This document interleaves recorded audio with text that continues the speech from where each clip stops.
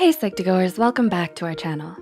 Your ongoing support is what helps us make psychology and mental health more accessible to everyone, and we wanna thank you for that. So thank you. Now, let's continue.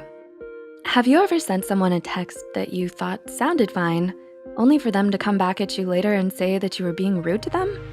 You tell them it was just a text, and they say, "But you used a period, you're so abrupt." Your text may have come off as too ambiguous, or the impression you gave off made them perceive you differently. You write these things off as simple misunderstandings because you're not able to hear someone's tone or see their facial expressions while texting. But what if the way you text does reflect your personality? If you text often, you most likely have a texting style. So here are 5 texting styles that can tell you a lot about your personality. You might also have a blend of different ones that mean different things. Number 1, emoji texts. Do you always use emojis when you're texting? You're most likely someone who is open to showing your emotions and is truthful. You want others to know how you're feeling when you're using a message. There's no ambiguity here. To make sure the other person doesn't get the wrong idea about your messages, you make sure to express the tone of messages with an emoji every now and then.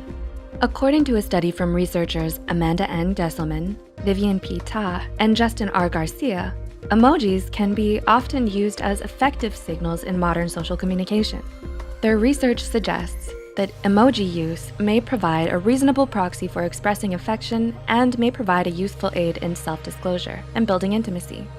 As a result, using emojis with potential romantic partners may, in turn, lead to more face-to-face opportunities to assess compatibility and attraction. You are sweet, simple, and honest. If you feel happy or sad, you'll be sure to show it with a creative emoji. Number 2, perfect grammar. Do you value punctuation and grammar in your writing? This love of grammar goes straight into your texts as well as your emails. This seems like a great thing, doesn't it?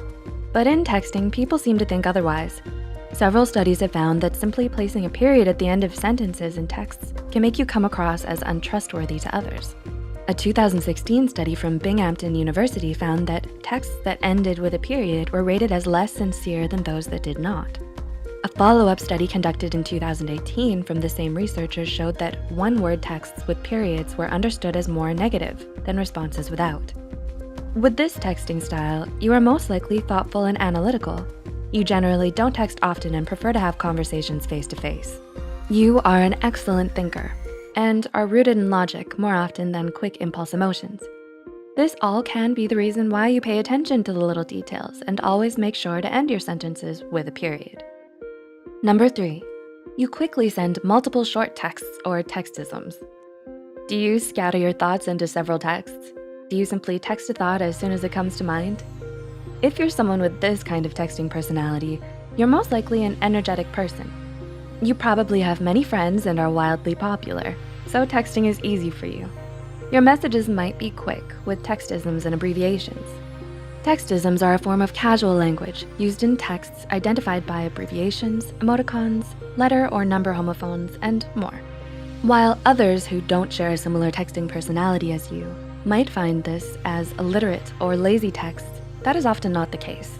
According to a study from researchers at Utrecht University and the University of Amsterdam, only a positive effect on grammar, performances, and executive functions were found in texting from children.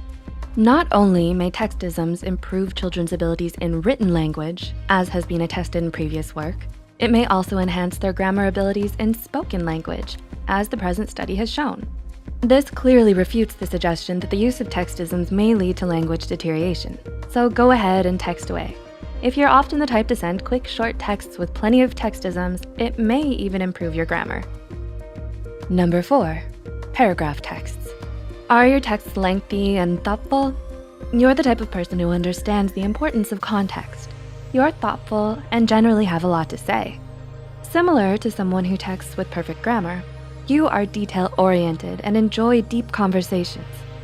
According to the relationship coach, Nazanin Marspan, if you are someone who values details, you like things that are controlled and stable. You are detail-oriented when solving problems. You're also an excellent thinker who looks at all the facts in detail before making a decision. You don't happen to be so assertive in your text messages because you aren't that assertive with your emotions. Number 5, one-word responses. If you like to respond in one-word texts, like a quick "good" or the notorious "K," then you most likely have a more reserved personality and aren't as open with your true thoughts and feelings. You may be the busy type who doesn't have a lot of time to respond. You may be the more introverted as well and enjoy spending a good amount of time alone rather than socializing. Because you are not as open with your emotions in text, you may not care how lengthy your response is. This won't faze you though. You like to spend more time in the present, socializing face-to-face anyway. You are independent, sensitive, and often think logically about your situations, but be careful. If you're texting someone with a different text personality, they may view your short texts as negative. As research from Binghamton University found that one-word texts with periods were understood as more negative than responses without. Bonus point. Did you know that if you and your friends may have a different texting style, they may not understand exactly what tone you mean to apply to your text? A study where people were surveyed on their romantic partner found that if you have a similar texting style to your romantic interest, you'll have a more satisfactory relationship. It doesn't mean your partner needs to text you more. It simply means you need to have a similar texting personality. Leora Trubb, PhD, who presented the findings, said that how couples texted was more important to the satisfaction of the relationship than how frequently they texted.